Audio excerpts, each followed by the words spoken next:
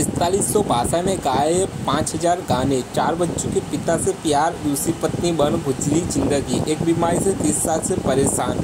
कई गायकों ने अपनी शानदार गायिका से भारतीय सिनेमा को नई ऊंचाई पर पहुंचा है। आज हम उस आर्टिस्ट पर बात करेंगे जो बीते 50 सालों से गायकी कर रही है। उन्होंने एस.डी. बर्मन, रजनीकांत, प्यारेलाल, लता मंगेशकर, किशोर कुमार, मोहम्मद रफ़ी जैसे लीजेंड संगीतकार और गायकों के साथ काम किया है। उन्होंने हम उम्र कलाकार जैसे सोनू निगम, बप्पी लहरी और अन्नू मलिक, नदीम सावन के साथ गायिका की है। वे लगभग 45 भारतीय भाषाओं में 50,000 गाने गा चुकी है। उन्होंने 4 बच्चों के पिता को जीवन साथी बनाया है। वे एक बीमारी से बीते 30 सालों से पीड़ित है।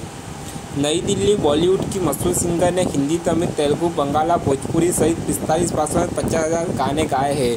वे बीते 30 सालों में एक बीमारी से जूझ रही है, लेकिन उन्हें स्वास्थ्य समस्या के चलते कभी गायकी नहीं छोड़ी है। कविता कृष्णमूर्ति ने साल 1974 में अपनी प्लेबैक सिंगिंग की शुरुआत की थी। वह तमिल में जन्मी थी। बचपन में उनका नाम सरदा था। पिता शिक्षा मंत्रालय के कर्मचारी थे। कविता ने अपनी आंटी के कहने पर संगीत की तालीम लेनी शुरू की थी। उन्होंने क्लासिकल सिंगर बलरामपुरी के मार्गदर्शन में हिंदुस्तानी क्लासिकल म्यूजिक की ट्रेनिंग लेनी शुरू की थी। कविता ने 8 साल की उम्र में एक संगीत प्रतियोगिता में गोल्ड मेडल जीता था। सिंगर ने 1974 की फिल्म बदबारी के लिए अपना पहला गाना रिकॉर्ड किया था, जिसके विलायत खान कंपोजर थे। गाना फिल्म महल के सुपरहिट सॉन्ग आएगा आने वाला का रीमेक है, जिसे शाबाना आजमी पर फिल्माया गया था। कविता के पहले गाने के बाद रजनीकांत ने उन्हें डबिंग आर्टिस्ट के तौर पर काम दिया। उन्होंने नौकरी के दौरान लता मंगेशकर और आशा भोसले के गानों को रिकॉर्ड किया। सिंगर ने 11 नवंबर 1999 को भारतीय वायलिनिस्ट और कंपोजर सुब्रमण्यम लक्ष्मीकांत से शादी कर ली थी। 66 साल की कविता कृष्णमूर्ति को लगता था कि वे कभी भी शादी नहीं करेगी और जिंदगी भर कुंवारी रहेगी।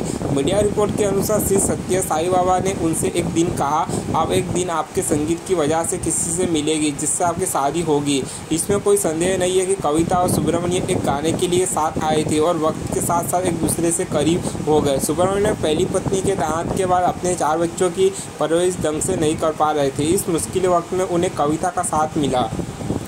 सुब्रमण्यम जब कॉन्सर्ट के चलते यात्रा पर होते तब कविता यारों बच्चों को ध्यान रखती थी। कविता ने हेल्थ शॉट के दिए इंटरव्यू में बताया था कि वो बंगाली अनकोल्ड और साइनस समस्या से बीते 30-35 सालों से परेशान थी।